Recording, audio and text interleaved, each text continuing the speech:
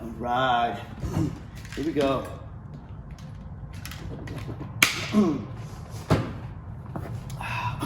What's going on, fam? Welcome back to another episode of Grind to Grow. Hope you had a wonderful day. Thank you for making the time to hang out and hear me talk about my somewhat exciting life and the things that I get myself into. And I'm going to spend some time talking about kettlebell juggling.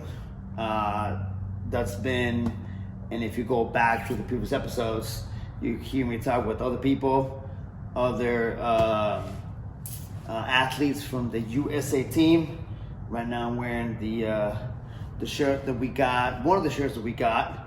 In the back has all the sponsors that made our uniforms happen. So I want to take a moment to give a big shout out to all of our sponsors and to the people behind the scenes that made all this happen, from Dee, Julie, Jasmine's mom, Elena.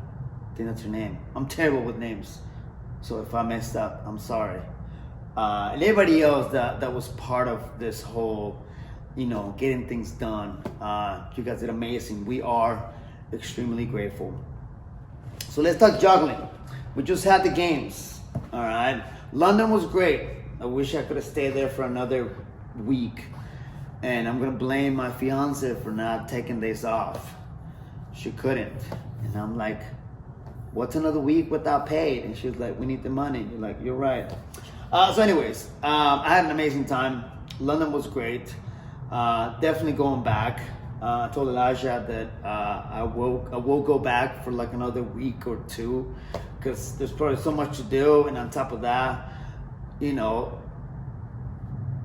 going to not only to be a tourist, but get to juggle, get to learn from a pro. I mean, why not? Also, London has amazing Turkish restaurants, like amazing, like really, really good. So,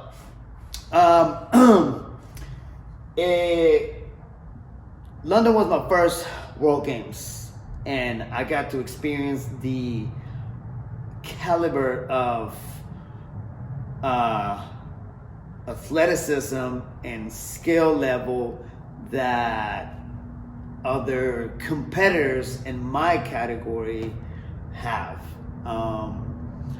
And I talked about this a little bit on my previous episode of what happened, how I went, and that I was disappointed with myself because I did not win. Right, I was going for the win, but it's a lesson, and I'm gonna take all that information and figure out what I need to do in order for me to get better and prepare myself way more, so I can have, in this case, a flawless performance. Because that's what you want. You want to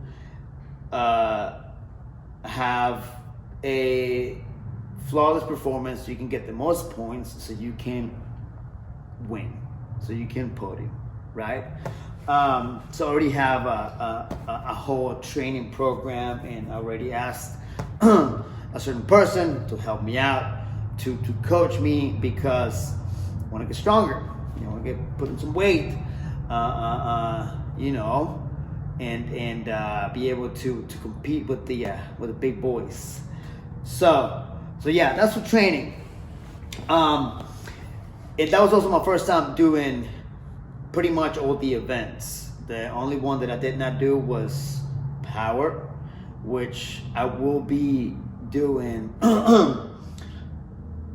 only pro and power on the next World Games. So I have a whole year to put on weight, get stronger, get more confident, and with the 16 kilos, 18 and 20, just move up, because that's the goal. The goal is to move up. So I did all the events. I did amateur, not so good. Pro classic, which I was not very prepared. I did better, more points.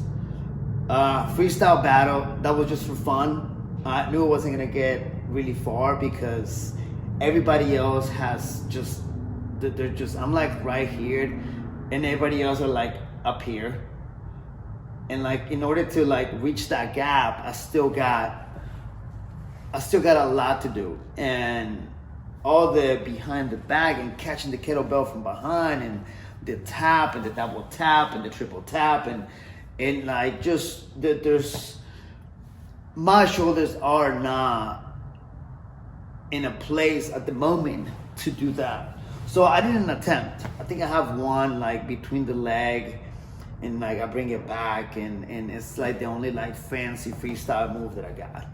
Everything else, my entire 15-second routines was like 20% freestyle movements and classic. The rest was classic.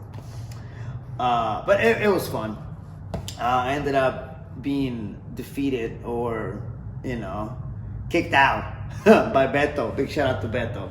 Beast with the freestyle. But it's fun. It's so much fun to get up there and just to come up with something.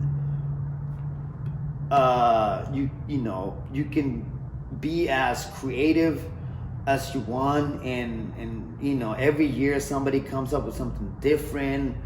From a like a heli rotation on top of the arm, on top of the elbow, or just they get pretty insane, which is awesome to see. But again, I'm just not there yet. And on top of that, I was also focusing on the classic routines. From there we had freestyle, synchronized freestyle battle. Not battle, just synchronized freestyle, which was so much fun. Big shout out to Kike from España, hermano.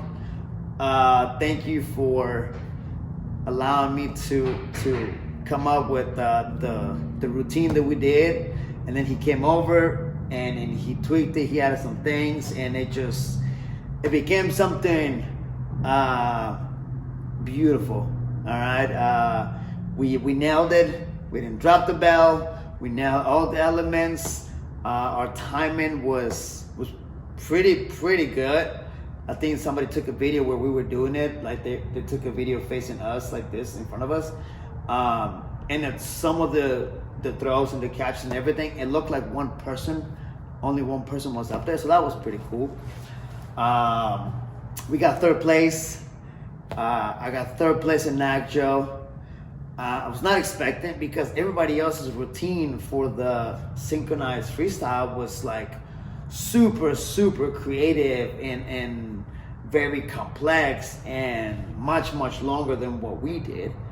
But we were super happy with what we came out in that one day, because we only had one day to practice and perfect it.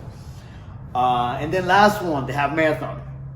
So I was really excited about the half marathon because at NACJO in Arizona, I had to leave early. That was my mistake. And I was somewhat prepared to do this. I was prepared to do this mentally, not physically. I think the longest practice training session that I had was 10 minutes between NACJO and London. It was like 10 minutes. And I don't even have a 35. I was practicing with a 30-pound kettlebell. But I was prepared mentally. I knew it was gonna hurt. I knew that I was gonna probably rip my hands. I knew that I was just gonna have to get in that zone and just focus on my hands, the bell, and I actually have a experience on that because I've done endurance events where you're having to do something over and over and over and over. And the only one I think that I can compare it besides kettlebell sports, but that one only lasts for 10 minutes. And there's more pauses. It's like running, right? If you do like an ultra race where it just left, right, and you just have to make sure that you lift your knees and you don't trip.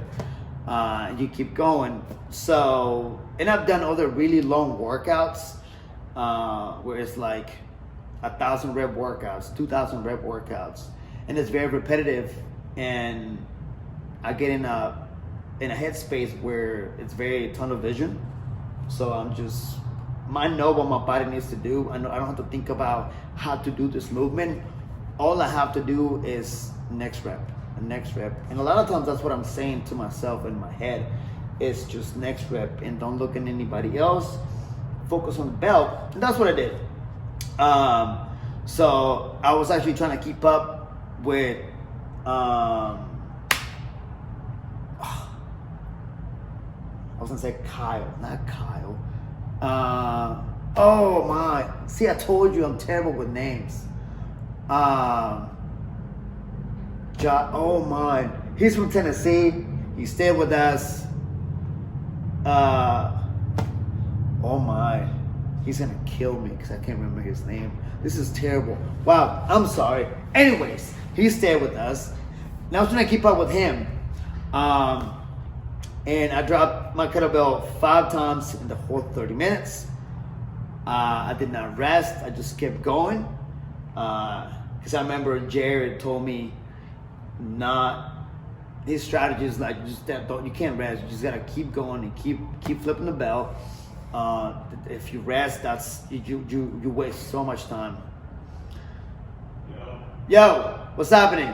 Oh, your podcast? Yeah, it's okay. What's up? No, I just upstairs and if you're leaving. I got like 10 minutes. Yeah, I'll show you what I'm working on when you come down. Yeah, Alright. I'll be down there.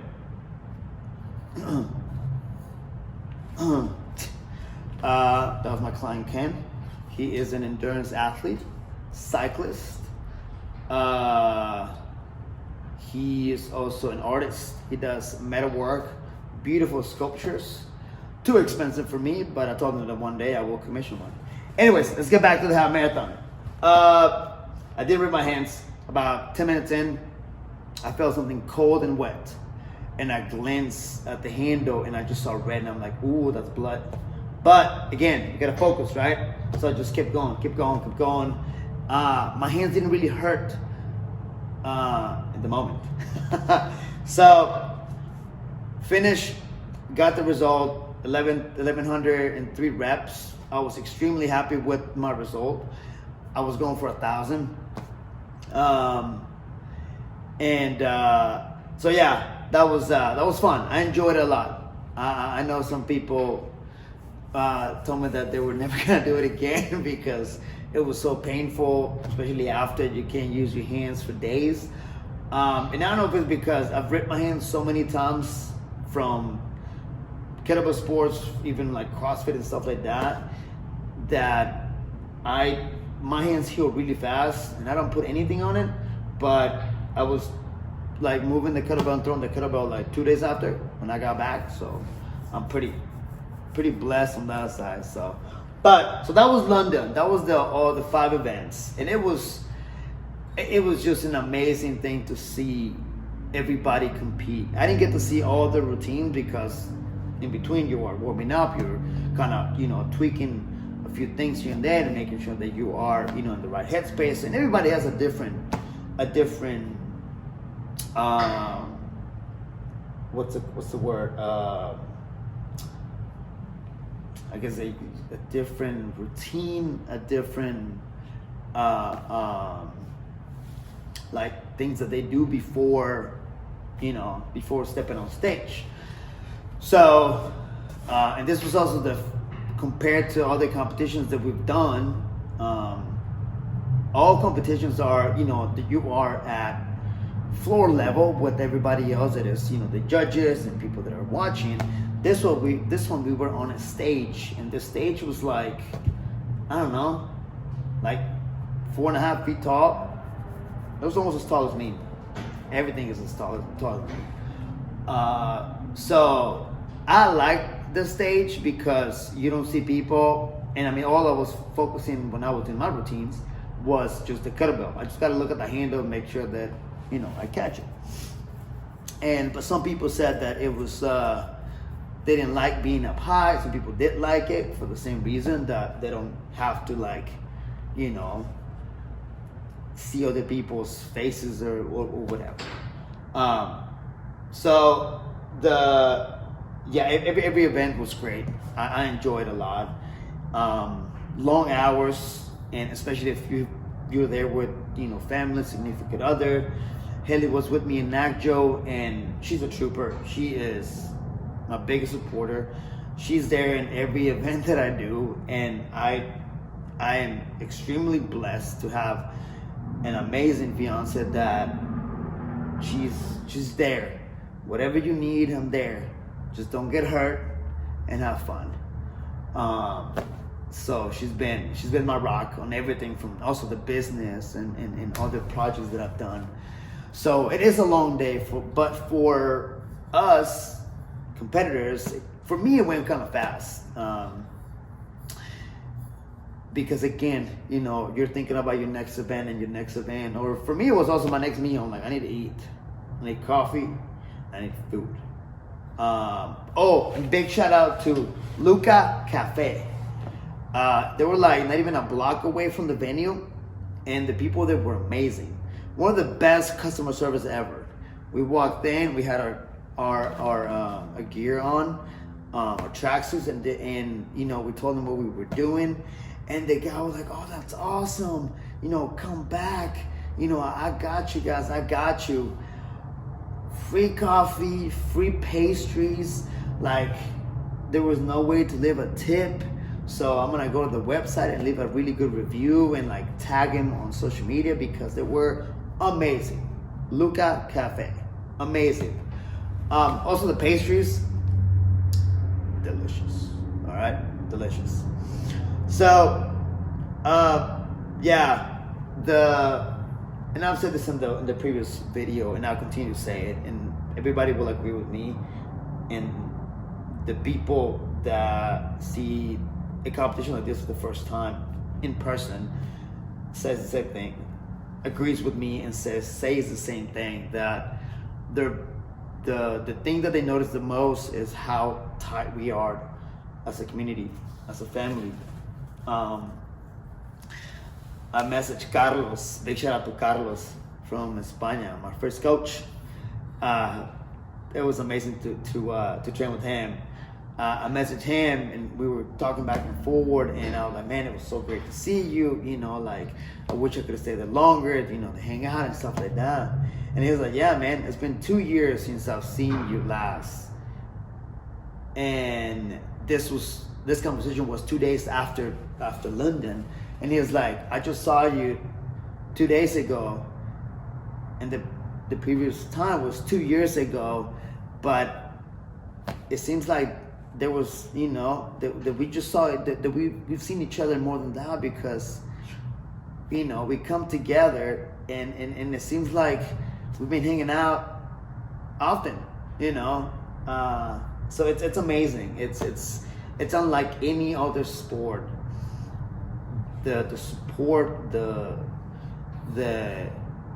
yes, I'm competing, against you, same category, same class, but I just saw you perform, and I'm in awe, and I'm like, how did you do that? And there were so many of those routines and combinations on classic routines that you're like, how did you do that? It's amazing. Love the community. I love you guys. This is the most fun sport that I've ever been a part of. This is I've never had the opportunity to travel, especially overseas, to go to a competition. And I've never wanted I've never had the desire to continue doing something, or to approach something and to continue to get better at it, and any other stuff that I've done. And I've done other competitions, and I think is because of the community and the support and the constant communication that we have all throughout the year. Going in, and it goes up even more and more going into an event. We never stop talking. We keep tagging each other. We keep, congratulating people. We keep the communication going. And I never had this in any other sport, and that's one of the main reasons that I'm still in it. On top of that, it's extremely fun. I love it. All right, and I can't wait to the next one. It's the community continues to grow. There's more and more athletes every competition, and I'm just excited. I'm excited. I want you guys to be excited too. There's amazing things coming up. Workshops that I'm putting together here in Asheville, North Carolina. There's been talk of more projects between here and Tennessee, so I'll keep you guys posted. And there's more juggling to come. Once again, big shout out to all of our sponsors for the US team. You guys are awesome. Don't forget to subscribe, leave a comment, like it, and I hope you liked it. If you have any questions about kettlebell juggling, let me know.